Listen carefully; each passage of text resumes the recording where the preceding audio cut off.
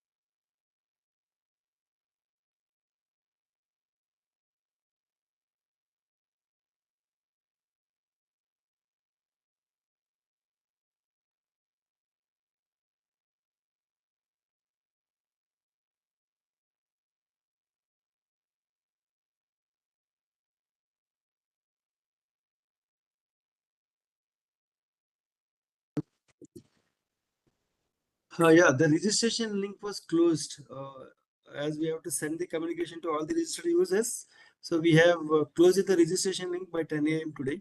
So don't try for registration again. That's the communication which we have sent now.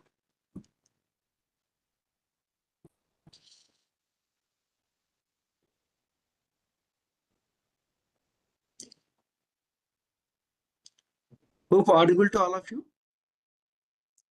Hope you are audible. All right. Thank you. Thank you so much. Thank you so much. Good morning, and we welcome you all for this session on guarding your digital identity, malware awareness for everyone. So this session we were organizing as part of our ongoing cyber Jagrata Divas, like which we observe Cyber Jagrata Divas first Wednesday of every month. So like Ministry of Electronics and Information Technology is organizing this session first Wednesday of every month on various cyber safety and security awareness topic to improve the cyber hygiene among all the stakeholders. Right. So before we get into the session, let me just give you some brief instructions so that people can aware. So Ministry is observing this Cyber Jagrata Divas. Every first Wednesday of every month, like we are doing through VILT mode, as we cannot reach out maximum people through VILT mode, we can reach maximum people. That is the reason we have opted this mode of instruction, right?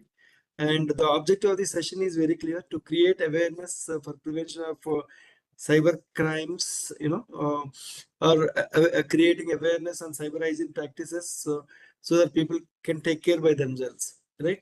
So this awareness, like which we are trying to do in the form of awareness workshops and seminars, wherever it is possible, physical seminars and interactive sessions and quiz competitions. Like this month also, we have launched one quiz which is already going on.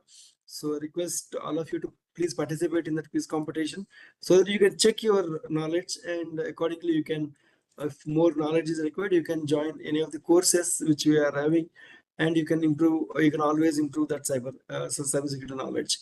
And we are also doing these as part of our session, like we always try to share all our best practices and case studies with respect to any of the awareness topics, so that you will be equipped and you can safeguard yourself as well as your organization, your family members too. So like in every session, like as per the topic, like we are trying to cover like what are the hygiene practices someone should follow with respect to that topic. Today, like we are going to discuss more on the malware and its issues kind of thing, so that like we also will share that hygiene practices if something happens or something goes wrong with respect to the malware, right? So as part of the professional as well as personal life.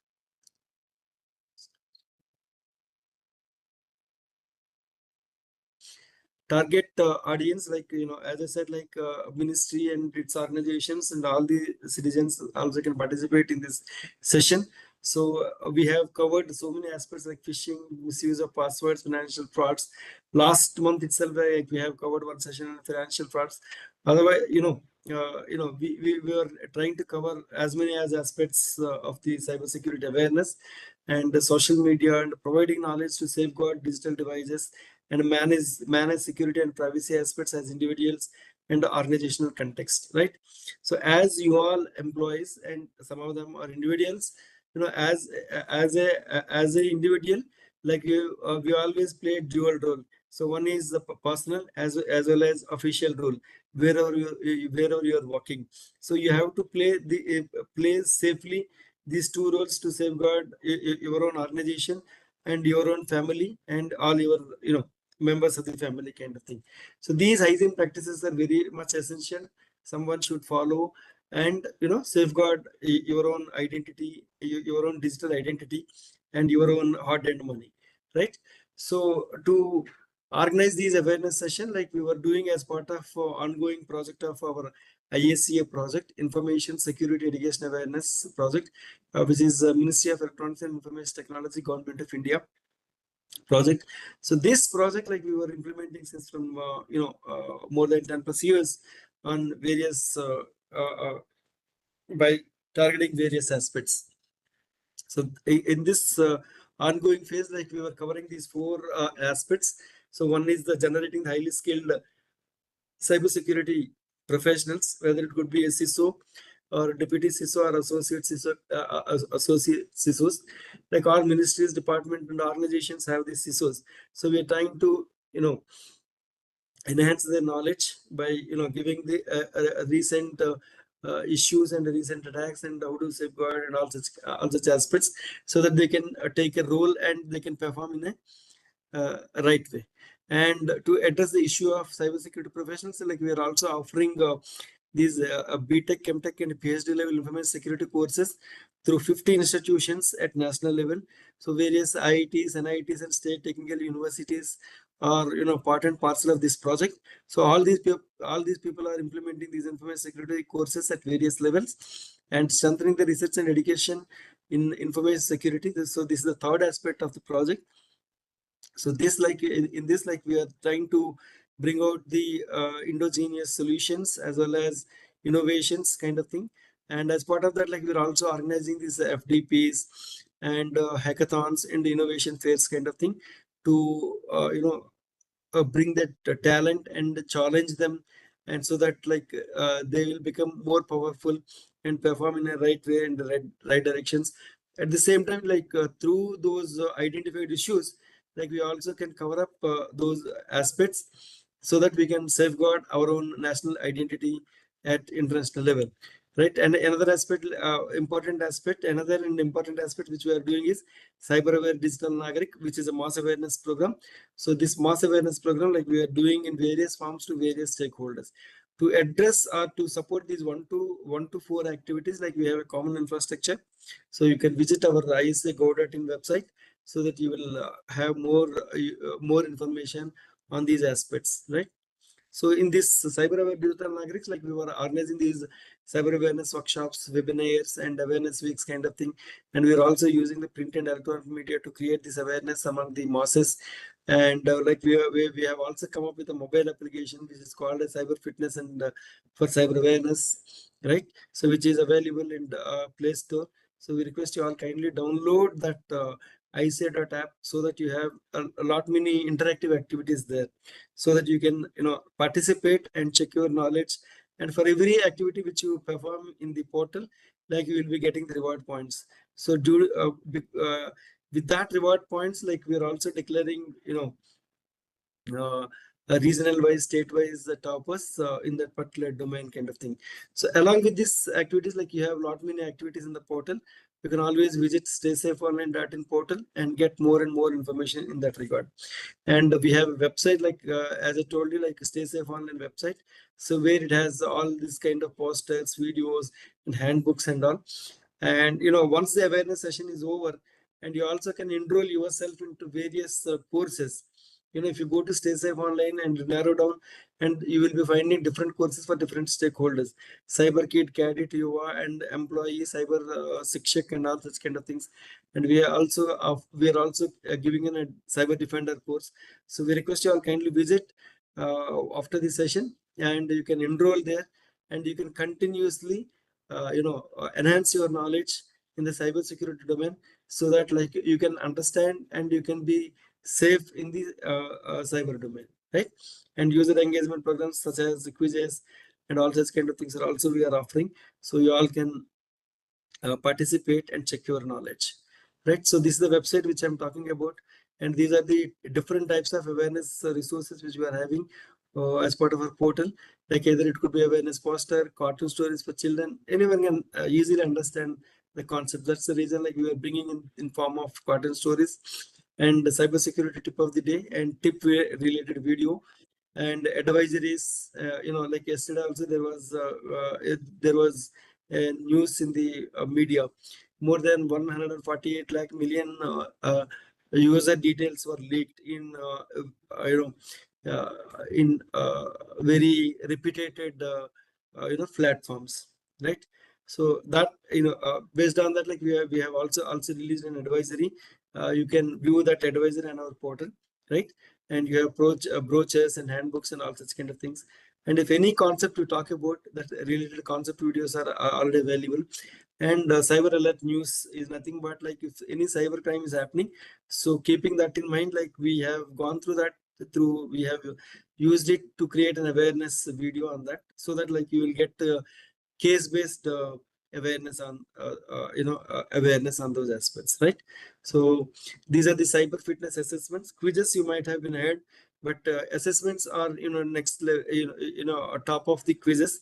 It will give you answers. Almost all answers are correct, but you have to pick up the most appropriate answers, so that you will get the maximum points. So that is how like you can check your knowledge on like where you are, up to what extent you have that knowledge, and accordingly you can check your knowledge, and you can get a certificate also on the particular thing. If you are cleared, then you will get certificate also. And these are the courses which I'm talking about. If I have your children at home, ask them to enroll at CyberKit. And if you have students, ask them to enroll at a cadet. And if you have college going students, ask them to enroll at UVA. And if you are all employees, like you can enroll yourself into the employee. And if it is a Shikshak teacher faculty, then you can enroll into cyber Shikshak course. And we have a defender course also. One more course is there. So this is a cyber ISEA cyber ambassadors. So wherein like whoever is enrolling, if they have knowledge, they can also support organizing this awareness workshop at various areas in India, and across India, and we have some kind of small incentives for those people also. Get into to become as ISA cyber ambassador, like you have to complete the our ambassador course first, the cyber defender course. Then based on the course completion, like we will enroll you, or we will allow you to perform these kind of awareness activities at various locations in India. So for more information, you can visit our staysafeonline.in, so that you will get to know all such kind of things. So today, like we are going to have a session on guarding your digital identity, and it is a malware awareness for everyone. So to deal with this session, we have with us Dr. Sanjeev Kumar sir, who is a scientist at CDAC Mohali. At CDAC Mohali, Dr. Sanjeev Kumar sir is working at a scientist at CDAC Mohali, which is CDAC is a organization under the Ministry of Electronics and Information Technology, Government of India, and he's a principal investigator or co-investigator for several Government of India funded projects in the area of computer networks, cyber security, software-defined networking, and artificial intelligence in cyber security, etc. He has worked on several research and development projects of national importance. Dr. Sanjeev Kumar has an extensive experience in cybersecurity, malware analysis, honeypots and honey nets, and software-defined networking, AI in cybersecurity. He has worked on the latest cybersecurity technologies such as the distributed honeypot system, malware detection, and cyber attacks data capturing and collection through honeypots and honey nets, cyber threat intelligence generation, and image analysis for malware detection and classification, etc.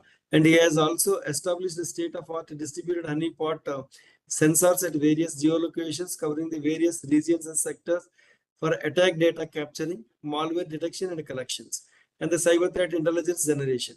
He has bagged various awards for technology development in cybersecurity area. He has a wide publication in international conferences, journals, and workshops such as IEEE, Springer, Elsewhere, and Q1 journals, and is also published. He has also 2 Indian patents for his credit. So, with this background, like we welcome Dr. Sanjeev Kumar sir to take the session on guarding your digital identity, malware awareness for everyone. So we welcome you, sir, and over to you, sir. Dr. Sanjeev Kumar, sir. Dr. Sanjeev Kumar, sir, over to you. Thank you very much, sir. Am I audible? Yes, sir. You are very much audible, sir. Thank you. A very good morning and warm welcome to all participants. And thank you very much, sir, Jagdishan sir, presenting my brief profile. And today, nowadays, due to advancement of technologies, nobody is expert because of everything, every sources are available on the internet. The only thing I can share my expertise, my experiences, whatever I have learned during my professional experience so far.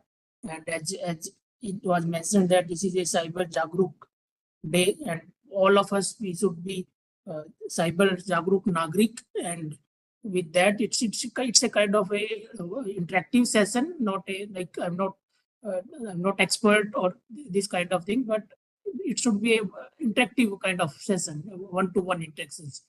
With this, I again good morning to all participants and warm welcome. Let me share my presentations.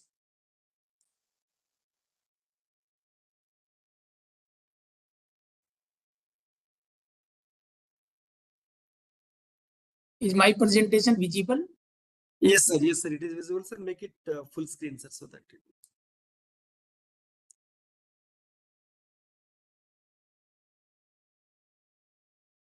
Sir, right. Thank you, sir. Please go ahead.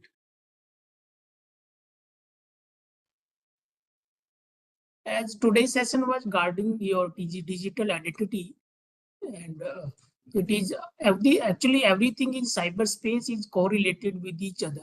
And with respect to that, your data, your digital identity, your identifications can also be compromised by spreading a malware attacks by the cyber criminals. And as we discussed just now, cyber defenders and cyber offenders, both are very smart. I mean, we have to play with each other. Smart cyber defenders as well as cyber criminals, and these threat actors, they used to create a very sophisticated malwares or kind of programs, and so that they can steal your data, your informations from the internet. Gone are the days like they used to exploit the vulnerabilities or system weaknesses, but nowadays everything is available on the internet. And they used to monetize those informations publicly available to harm other peoples or systems. So with that, I'll start my session. As myself, Dr. Sanjeev Kumar, and I'm working in cybersecurity area since last more than 20 years now. And presently, I'm working as a scientist E at CDEC, Center for Development of Advanced Computing, Mohali Center.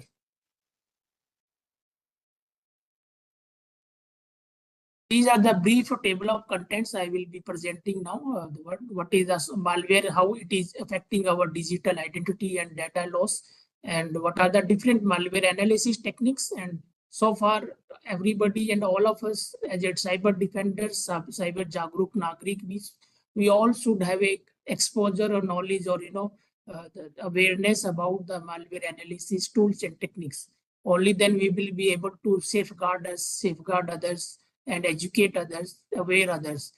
if we are not able to know don't know the malware analysis, what is malware and how it is affecting our digital identity or loss of information, then it's kind of not possible for us to spread the awareness as well as to educate other peoples.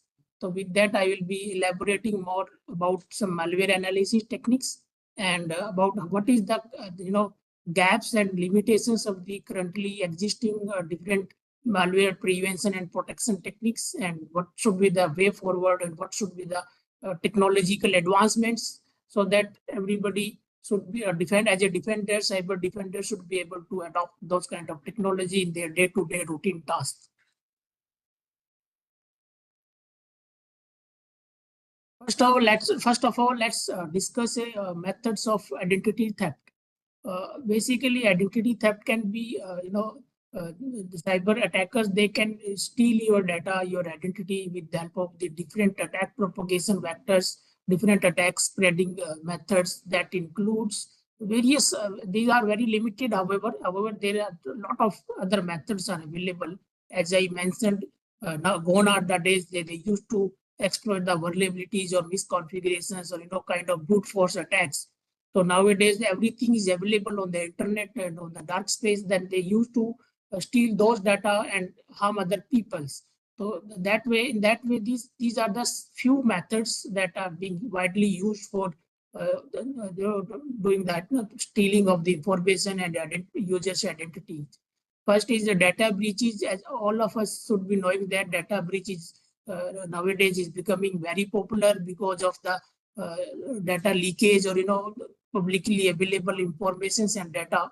And I will be discussing 1 or 2 slides on data breaches and how then viruses and malwares, how they are also linked with or correlated with the data leakage or data loss on the internet space.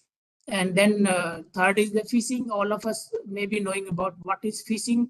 Every day on our day-to-day routine, we used to get the phishing links, and when the user click on those phishing links, they got compromised, and it will lead to a steal of their identity or information, even highly sophisticated data.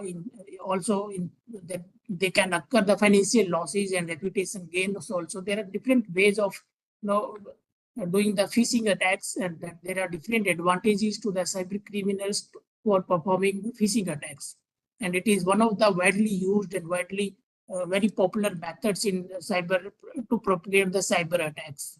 And credit card thefts, all of us should be aware that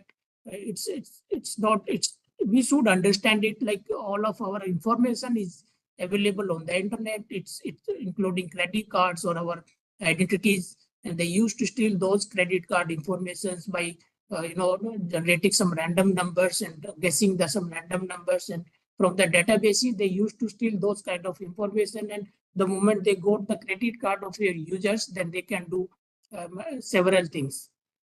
And Wi-Fi hacking, and most of us, Wi-Fi is our becoming a day-to-day routine in our work environment, as well as when we go at our home, there is a Wi-Fi connectivity, and by compromise the Wi-Fi devices or Wi-Fi man in the middle attack kind of things, they compromise the Wi-Fi networks and can steal your all the communications, all your data.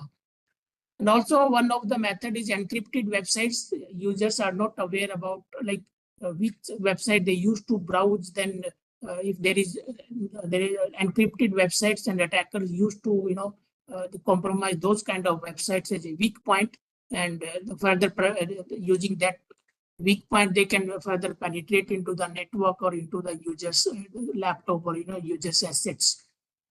And mail and document theft is also there. Like they used to send some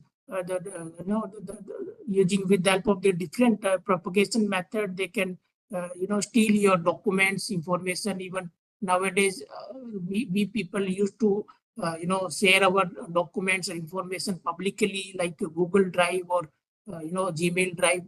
All these things are available on the public. They can steal those kind of information and documents. So these are some dark web marketplaces in terms of the identity thefts, how identity thefts happens. That includes data breaches, as we discussed, and unsecure browsing. And malware activity is one of them. We will be covering more on the malware kind of area. Then credit card thefts, and all of these verticals have a different area, different domains to explore. However, in today's session, we will be covering more on the malware domain.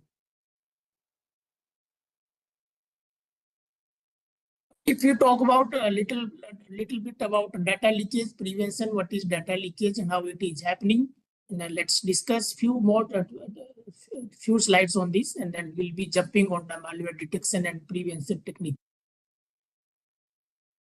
If you talk about what is the data leakage prevention is basically a practice of detecting and preventing data breaches, exfiltration, or unwanted destruction of sensitive data. These kind of, as I discussed, that the data breaches happens in multiple ways. Attackers used to send phishing links or spear phishing kind of links to when the user click on those links, then automatically they got compromised and their system start communicating with the remote attacker. In that way, they can steal your data, your informations.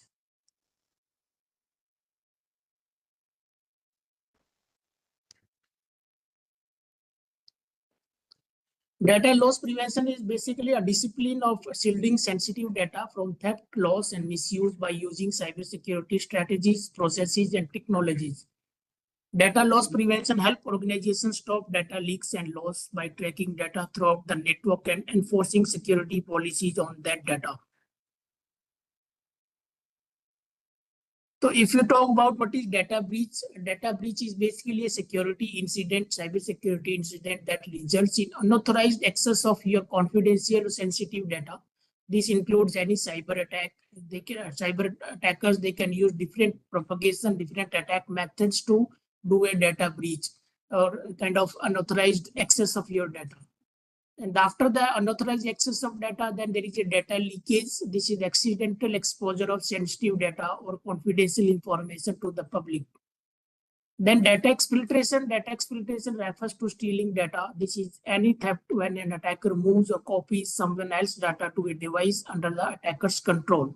Once the moment the user's assets or user system got compromised, then that compromised system used to send the data to the remote attacker's IP. All those sensitive information, they used to send those information to the hosted public IPs hosted by the attackers. That is called a data exfiltration.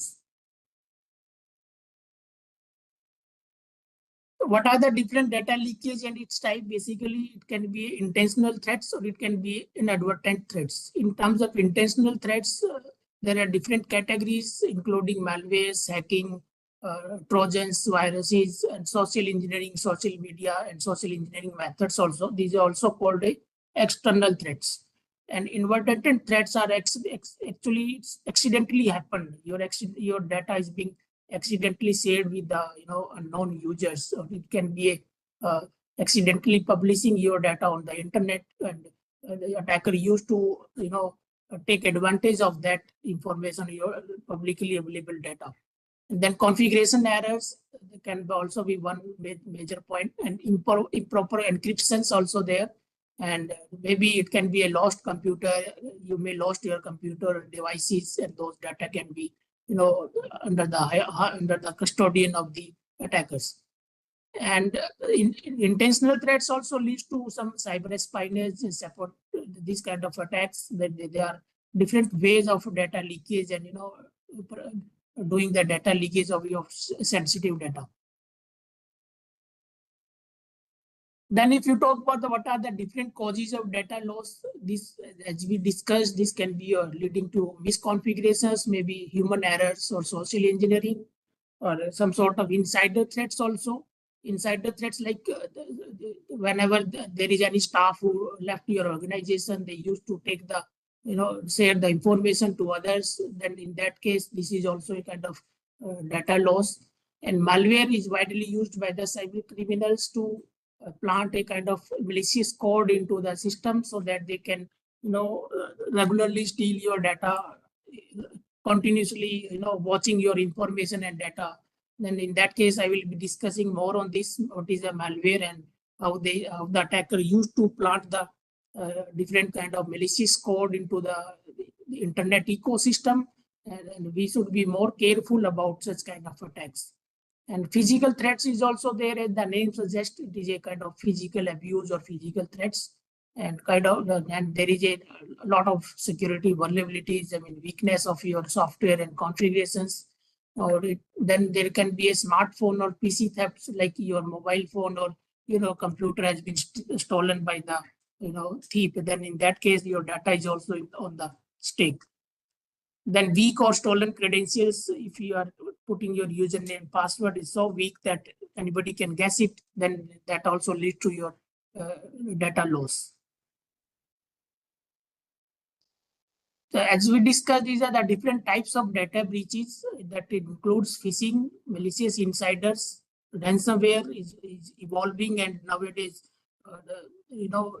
cyber criminals, they used to apply some advanced algorithms, artificial intelligence kind of algorithms to generate sophisticated kind of attacks, so that defensive or traditional approaches may not be able to detect them.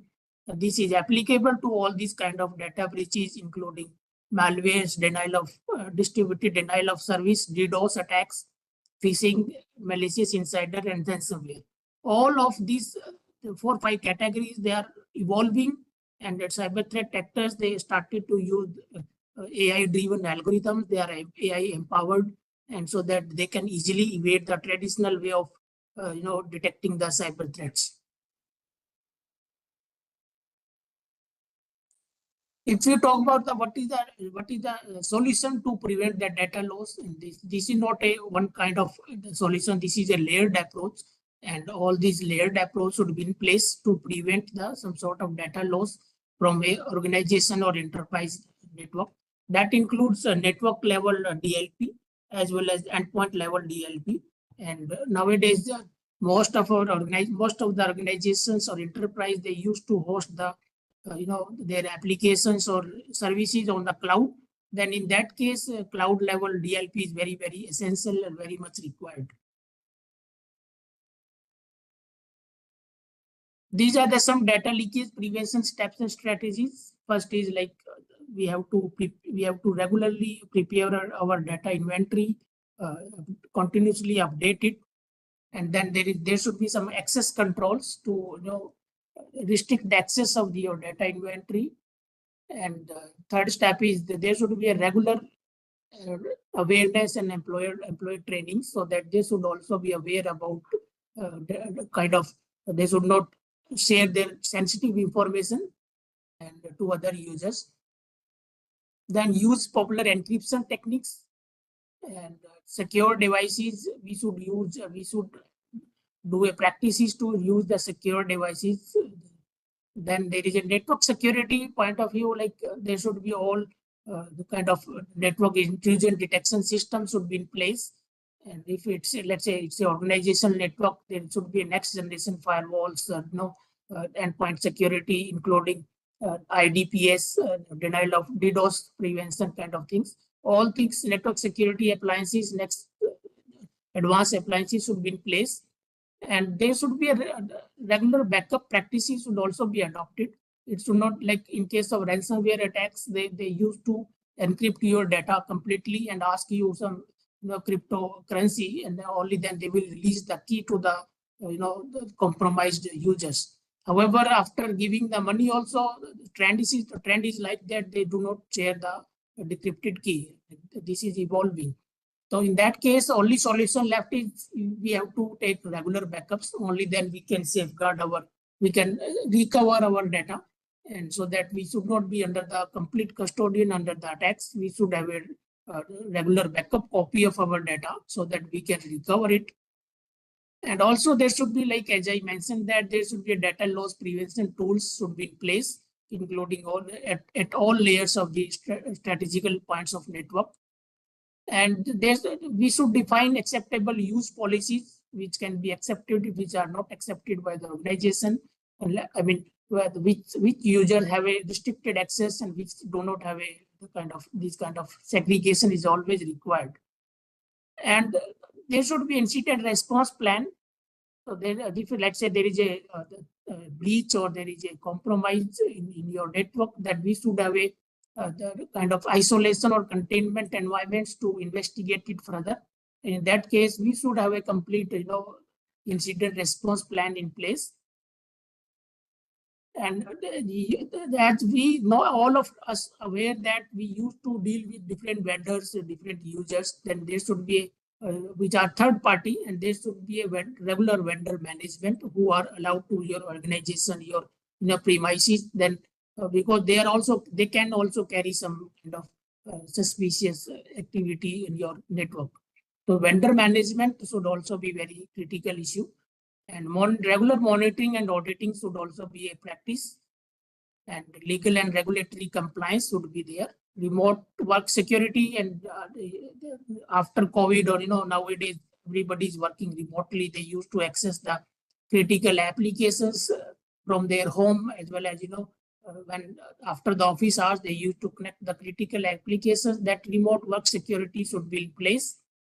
And of course, there should be a regular security assessment and practices, so that there should not be any loopholes or any weak points in the network. If there is any such kind of weak points, we should mitigate them. The hybrid and multi-cloud environments is there. And due to this hybrid culture, let's say if I'm taking a services from one cloud service providers, and also some other application are hosted on some other cloud service providers, that they are heterogeneous, and many organizations are doing this kind of things.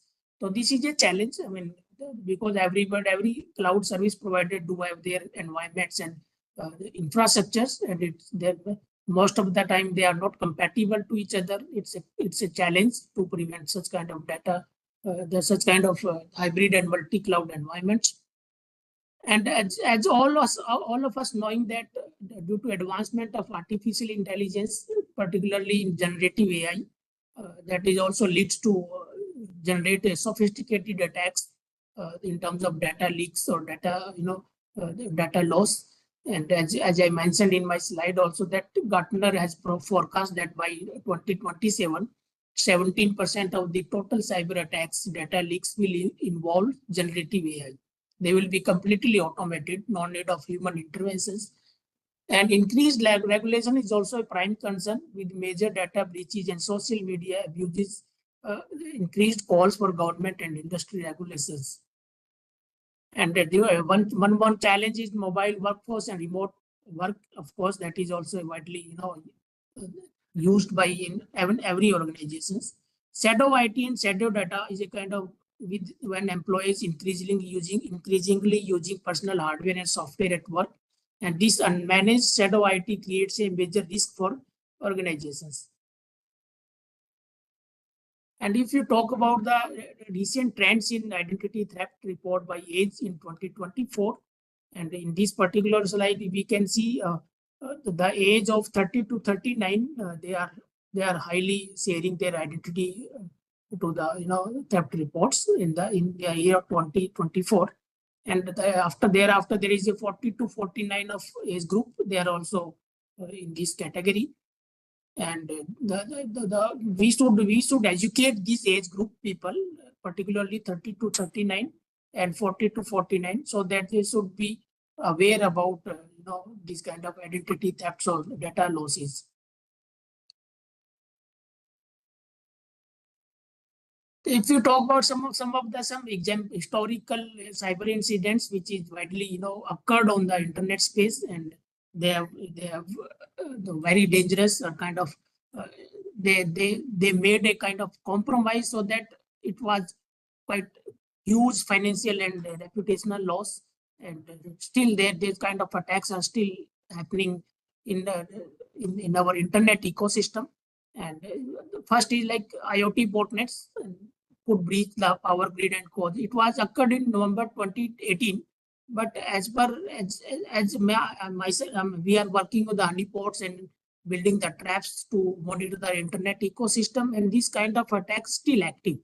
Mirai botnet, that attack was occurred in year 2018 to 2019, but still these Mirai botnets in different variants, they are still active in the internet ecosystem, and they are largely, the code of Mirai botnets is available on the internet. Anybody can, cyber attackers, they can reuse the code and launch the new exploit or new attacks.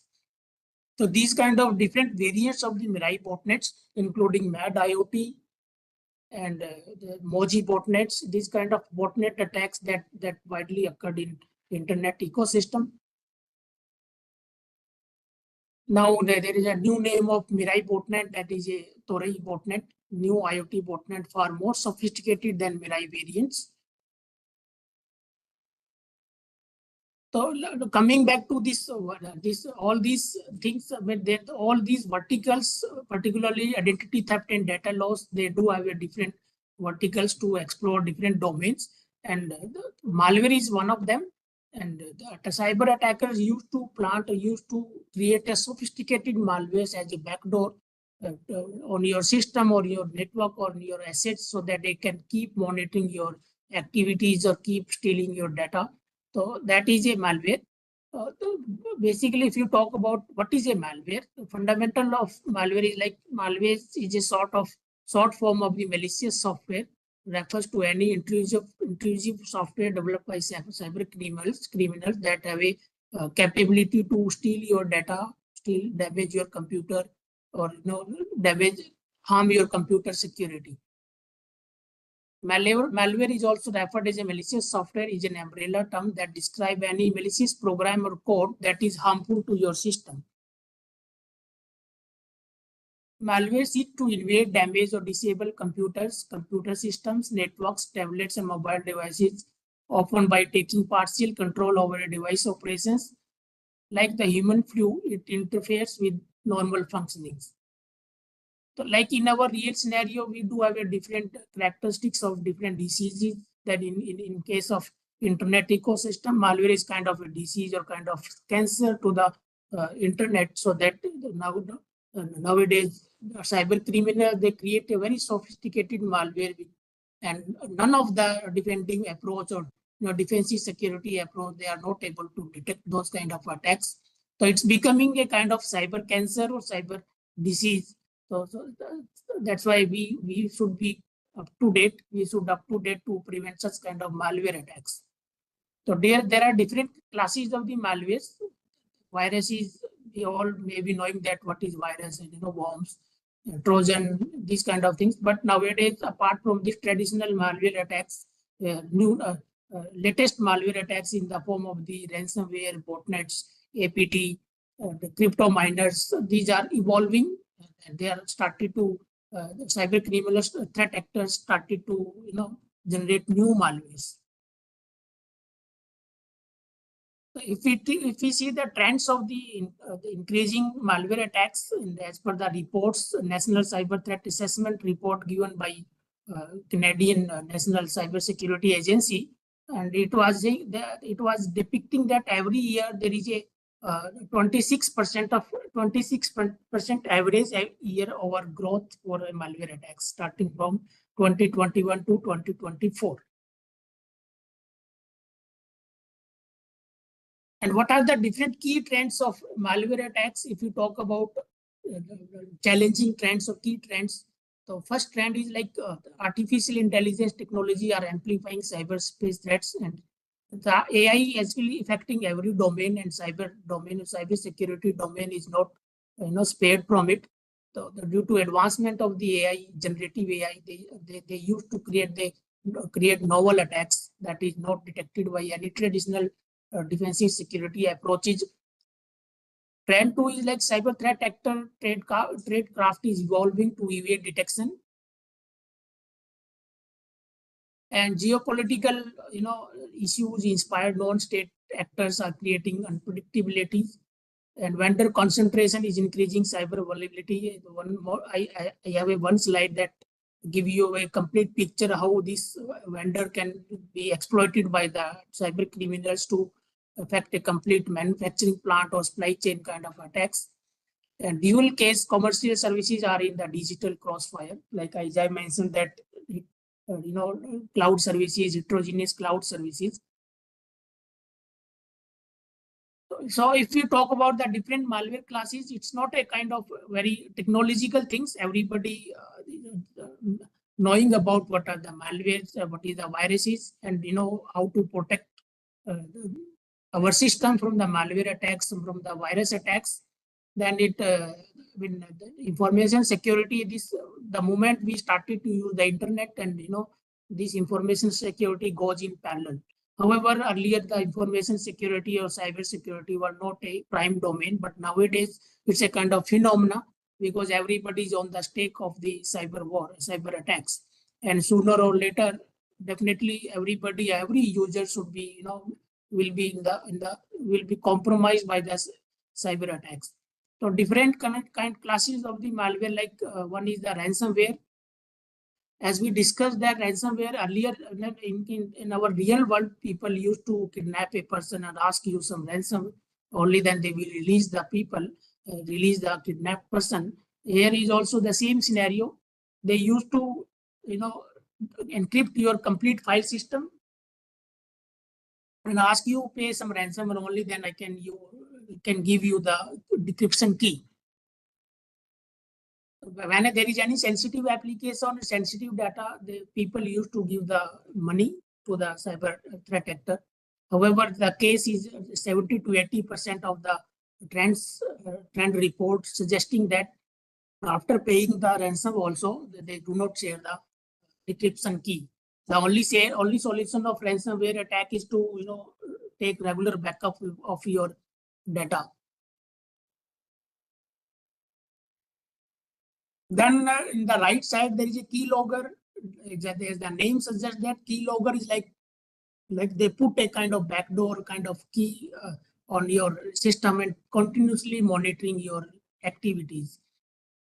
These kind of attacks are happening. However, there is a different variants of the keyloggers,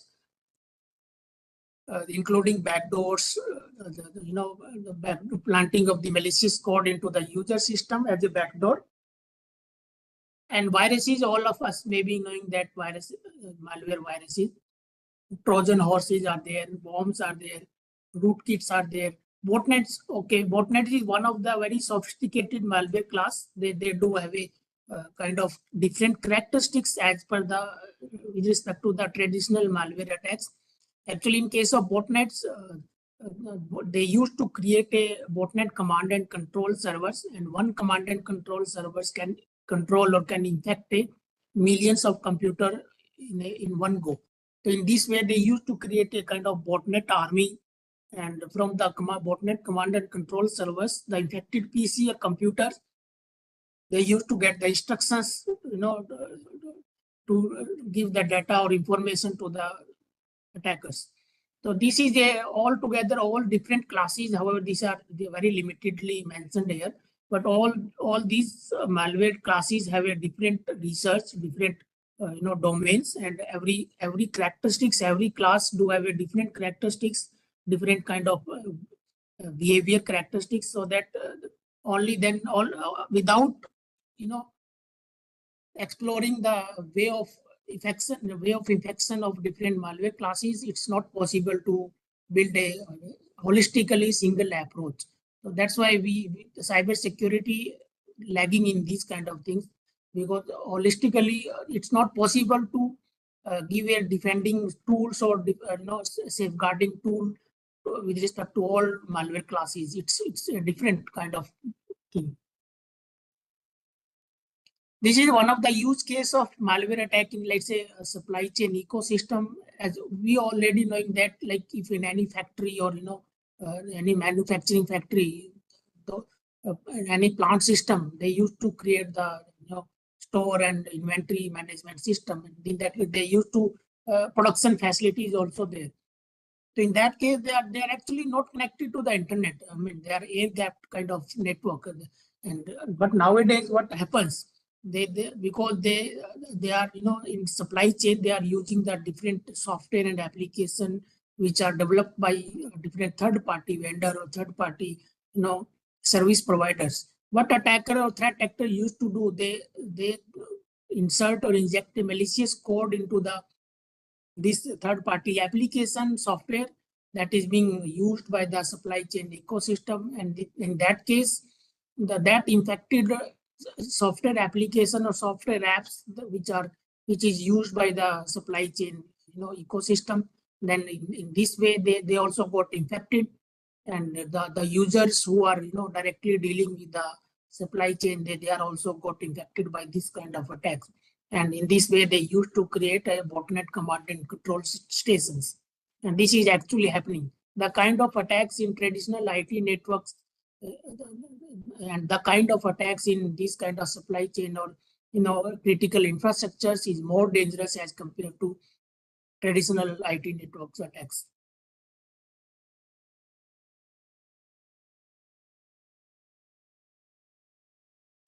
And if you talk about how the industry is most affected by ransomware attacks, however, this is a quite old slide, but still it's applicable. And the government education sector is the top in the list, and then there is healthcare and services. And nowadays, the trend is also shifting towards the finance sector, banking and finance sectors. If you talk about the ransomware attacks by industry, education sector is highly targeted because maybe due to their lack of awareness or these kind of things. Construction company and government company is also third and fourth, and media entertainment is in fifth. Local and state government sector is also highly targeted by the ransomware attacks. These are the few prominent malware families. If we talk about, anybody can note down and can explore the different prominent malware families, including Emotet, XMRI, cryptocurrency malwares, Juice, Mirai botnets, and very Dragonfly is a APT malware, XMRI is a cryptocurrency malware. So these are the trends of the different prominent malware families. Okay, this particular slide, I just wanted to give 1 minute on this particular slide, and because this is explaining the security operation workflow. Being it is an end user or organizational network, all we should know how the security operation workflow is working actually. First block is actually endpoints. This is a kind of, let's say, your system, your laptop, your computer is connected as an endpoint to the network. And endpoint is the weakest link or weakest point in this complete whole ecosystem. So the main objective or main target should be to protect the endpoints. And earlier people used to collect the data from the endpoints and do the analysis on the central side. But nowadays, trend is also shifted to the detection and analysis on the endpoints also. So these are the few security solutions that works on the endpoints. That includes endpoint detection and response, honeypots, intrusion prevention system, intrusion detection and prevention system, firewalls, endpoint firewalls is also there. So this is the security tools and techniques that is working on the endpoints. And after that, earlier, because the evolving number of volume of the endpoints is increasing, and now all the logs are being collected from the endpoints, whether it is a mobile device or desktop or PC. Then analysis and characterization of the attacks is performed in the second block. And this is the brain of this whole security operation workflow. And here, all these attack characterization, threat intelligence generation, malware characterization are being performed at this particular block. If this block is not robust or strengthened, then all our detection will be missed out. Traditionally, we rely on the defensive security approaches that do have a kind of rule sets or signatures, non-signatures to protect us from the evolving cyber threats. If I take a, let's say, example of the antivirus, so they do have a antivirus companies, they do have a signature databases, and based on those signature databases, they protect the endpoints. However, this approach is not well enough to protect our ecosystem, because signature-based detection techniques are not able to detect kind of unknown attacks. 1 or 2 slides is also there to give you the glimpse about what is the limitations of existing security detection approaches. What I mean to say, this is you can say this is the brain of this complete ecosystem, and all detection and characterization is being happening here. And after these rules and CTI is being generated, they are given to the SOC and SIM team so that they can do a incident isolation and incident analysis.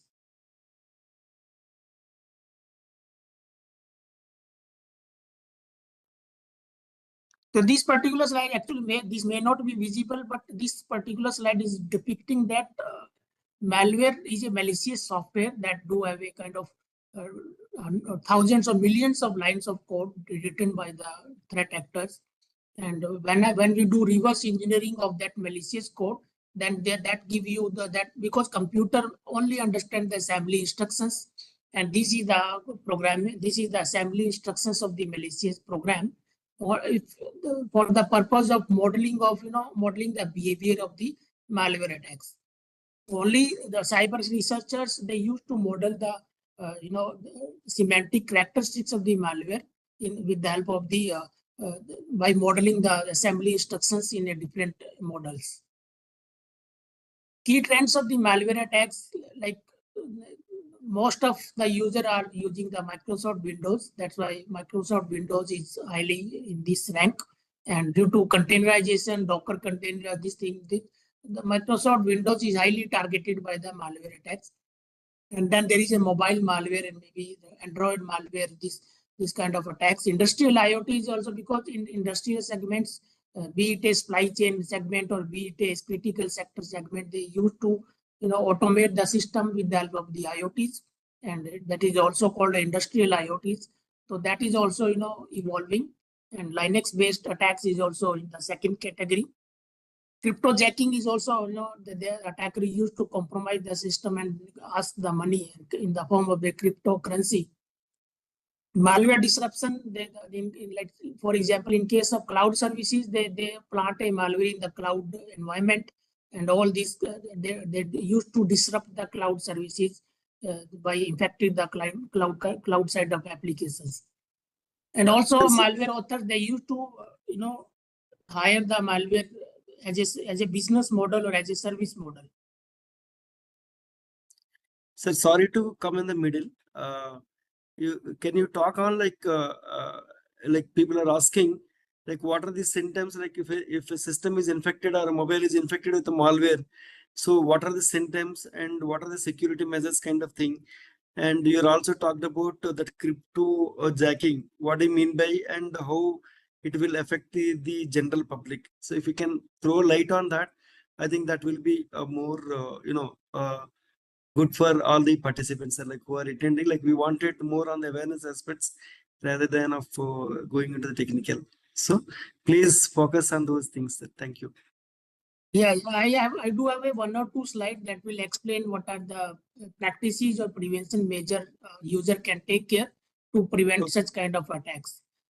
Okay, sir, fine. If we talk about the malware analysis approaches, this is a very fundamental slide. I mean, everybody should be aware. And if we talk about the malware, then how do I protect it from the malware attacks? So that only then I can upgrade or I can up to date myself. So if I say one of the traditional way of doing the malware analysis are signature based techniques. So signature based, as I discussed, most of the antivirus industry, what antivirus scanners or antivirus tools, whatever we are installing in our computer or systems, their primary principle of working is signatures. They do have a signature database in the backend. Only based on those signatures, they will protect you from the malware attacks. However, they do have a limitations, as I mentioned that, because signature is basically to prevent us from the known attacks. They are not able to detect unknown malware attacks, and that is the problem here. Because most of the attacks are nowadays are unknown kind of attacks. They don't have a signatures. In terms of fileless malwares, in terms of other memory-based malware, they don't have a signature or patterns. That's why these antivirus techniques or can they signature-based techniques is not helping us. Then in terms of malware analyst, there is a static analysis. People used to perform a reverse engineering of the sample.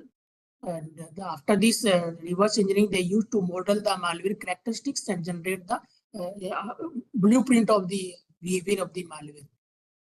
However, this static analysis is very prone to code obfuscation methods. Attacker used to plant a kind of encryption or packing techniques so that nobody can be able to analyze the source code of the malware.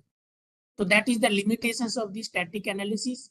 Then there is a dynamic analysis. In terms of dynamic analysis, actually the malware or malicious program has to be executed in a controlled environment. It's called a sandboxing. So in that case, they used to run the malware in an actual environment and used to see the behavior of the malware samples. In that case, however, it's helping to evade the code obfuscation issues.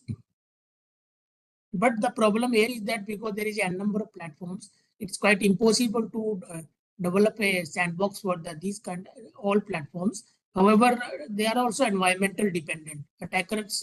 Threat actor used to insert a code in the program so that they can easily identify that being executed in a sandbox environment. The environmental detection problem is there. And memory-based analysis is still evolving. Nowadays, there is increased cases of the fileless malware. They don't leave any traces on the user space. Then everything is in the memory level. Until unless we do not analyze the memory, then we will not be able to find any traces. So these are the 4 approaches of the malware analysis. And presently, to protect our end user systems, let's say if I'm using a laptop or computer, and using Microsoft Windows as an operating system, I used to install a antivirus engines. And antivirus scanners primarily till now, they are working on the signature-based databases. So that's why this is the problem in cybersecurity area. Let me skip this particular slide. So this is how traditional signature-based malware detection approaches are working. Let's say first step is malware got released. Then let's say in the market. Then second step, your computer got infected by the malware. And let's say every time when there is a new malware attack, you get a pop-up window of at your computer screen.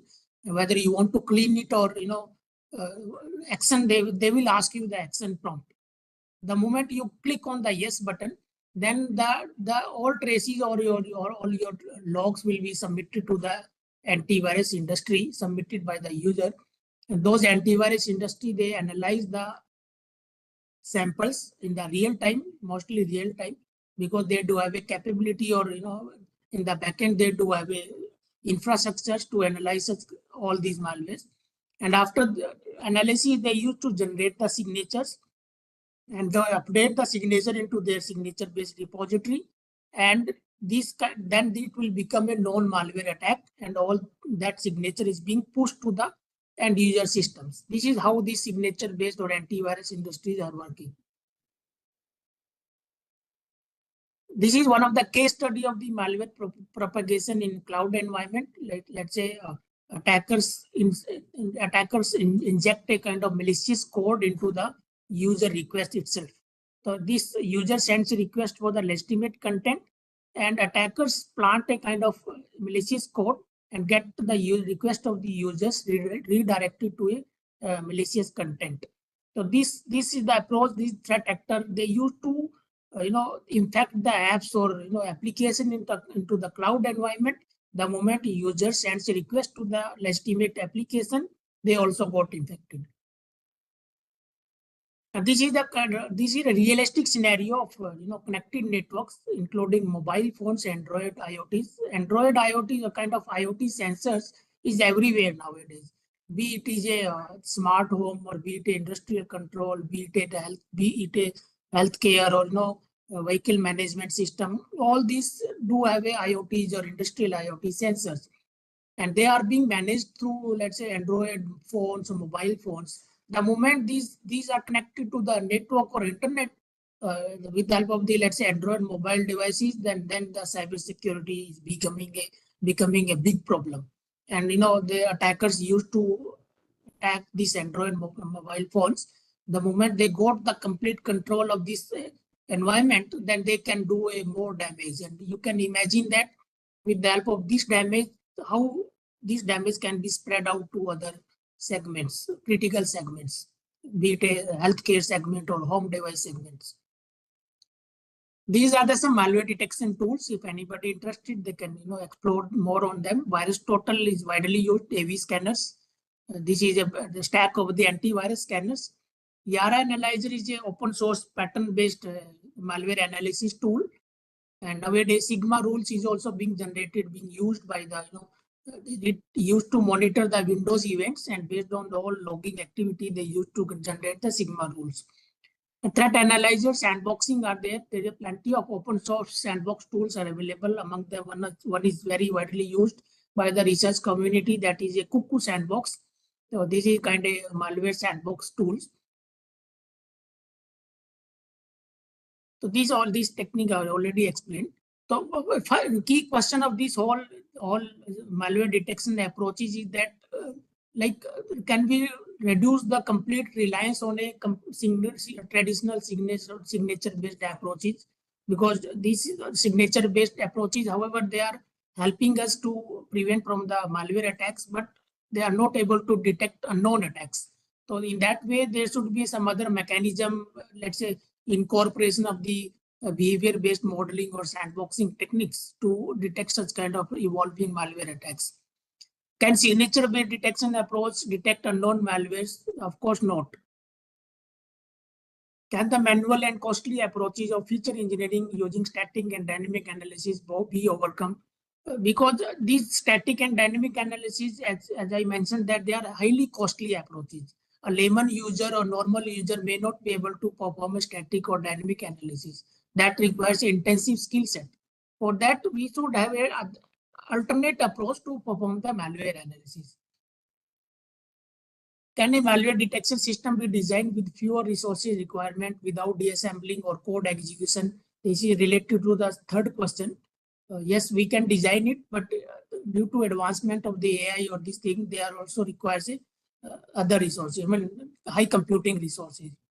Can computer vision or AI provide a new way of malware detection? Yes, that requires a further research. And of course, AI is affecting cybersecurity domain also.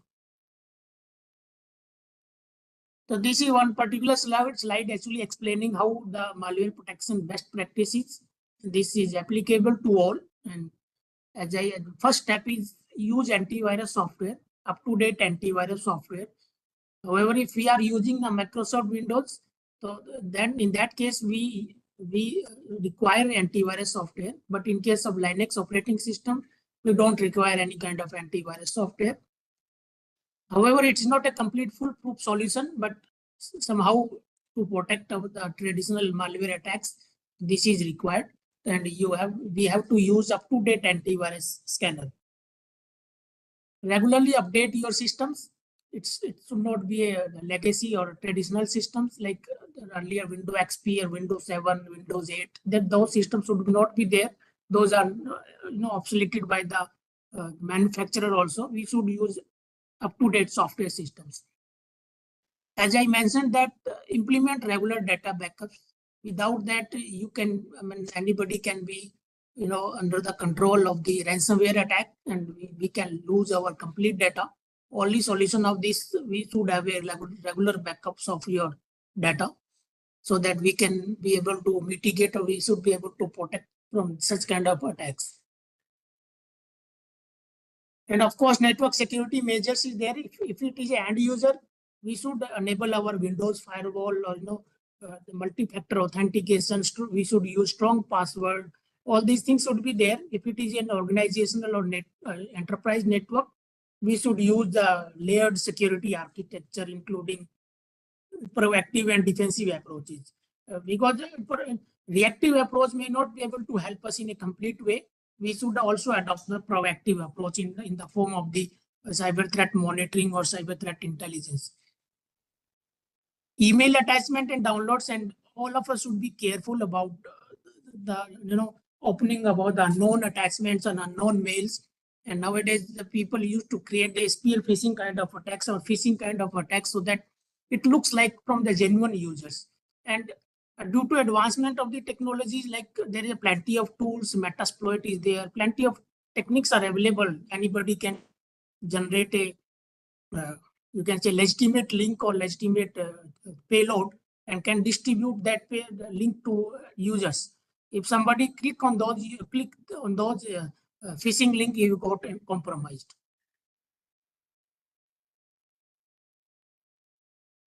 These are some tips to prevent malware attacks. As I mentioned, that use antivirus solutions, enable firewall on your system, avoid phishing. I mean, try to avoid click on any unknown link or unknown phishing link, so that you should be safeguarded from such kind of attacks. Take regular backup of your data, and regular update of your software is highly required.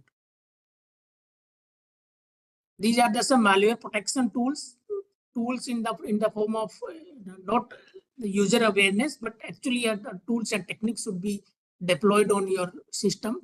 As I mentioned, that antivirus is one of them. Most of the time, if we are using Microsoft Windows, we are highly relying on antivirus engines because there is no alternate. I mean, for that purpose, you also enable Windows firewall or whatever the security measures you can implement on the Windows operating system, implement those kind of things. In terms of the organizational or enterprise network, we should adopt endpoint security solution, including endpoint detection and response systems, sandboxing solution, as I mentioned that. However, it all depends on suitability of individuals, enterprises, and vast cybersecurity use cases. This is one of the research area. Binary, instead of doing the static or dynamic analysis, now due to advancement of the artificial intelligence, especially computer vision based approaches to apply in cybersecurity domain, instead of doing static reverse engineering and generating the signatures, we can take the whole binary program, you can say whole source code of the file, and give it to the machine learning or pattern recognition algorithm. Then they will predict whether it is a malware class or benign class based on the certain features or certain, you can say, textual patterns or features of the malicious program. So let me skip all these things.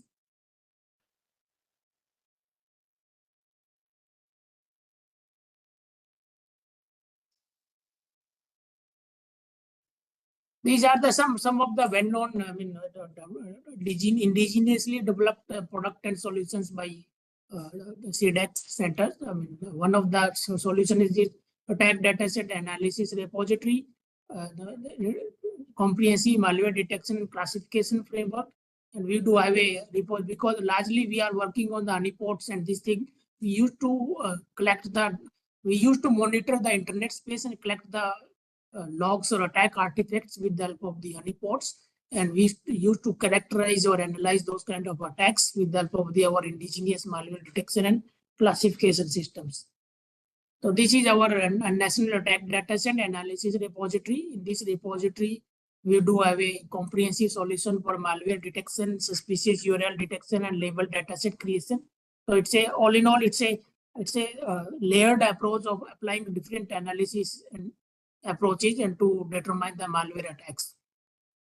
This is our intelligent malware sandbox. Instead of relying on traditional sandboxing techniques, it's a kind of you can say similarity analysis or applying artificial intelligence algorithm to predict in advance to early detection of these malware attacks. Instead of actually happening the entire malware attacks, we can predict whether this forecast the malware attacks, whether it is happening in the internet ecosystem or not. This is the workflow of the intelligent malware detection approaches. This is, as I mentioned, that holistically this includes the multiple detection tools and techniques, including antivirus, behavior analysis, Yara analysis, computer vision based, artificial AI based deep neural network models, and finally predicting the malware attacks.